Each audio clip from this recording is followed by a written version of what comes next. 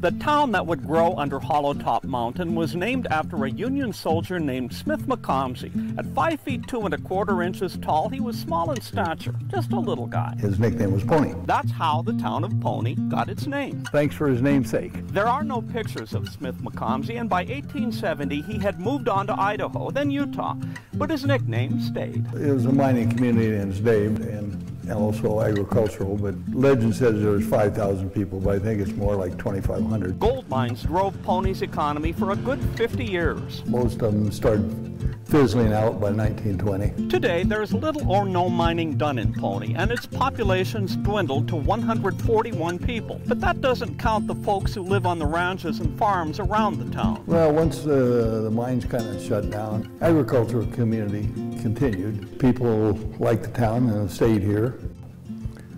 I think the grocery store went out in the 70s or 80s. But there are plenty of buildings that make up Pony. It's kept its historic look. I'd like to just kind of keep this little gem of history the way it is.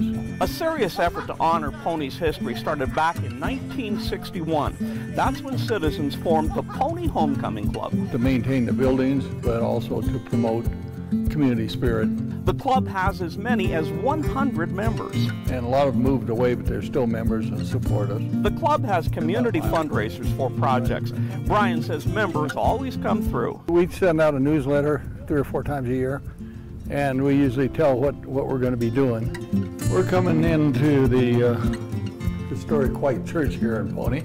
The club maintains the Old Presbyterian Church, built in 1894. When it was still being used, the congregation had lowered the ceilings to save heat. The Homecoming Club would like to restore it back to its original grandeur, which had the arched ceiling. The club also maintains Pony's largest building, the Old Pony School. Built in 1902, it's a handsome structure. In its heyday, it had well over 100 students.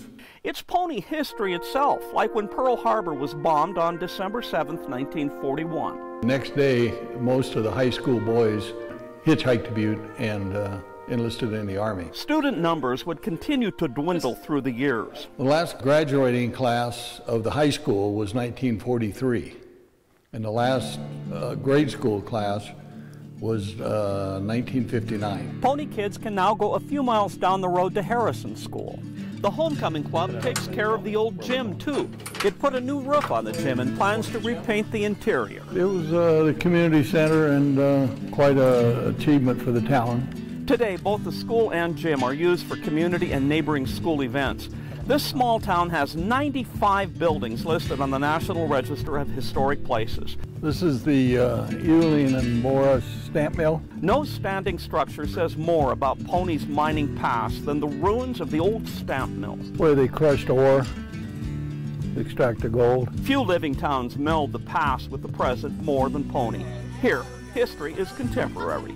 If it could, what would the Homecoming Club say to that little prospector Pony? Oh, man.